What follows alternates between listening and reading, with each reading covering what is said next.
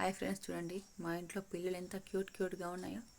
అవి ఎంత ఒకదానిపైన ఒకటి పండుకున్నాయండి. చూడండి నేను ఎంత మెల్లిగా ఎందుకు మాట్లాడుతాను, అవి నేను గట్టిగా మాట్లాడితే లేస్తాయేమో అని మెల్లిగా మాట్లాడుతున్నానండి. చూడండి ఎంత క్యూట్గా వండుకున్నాయి.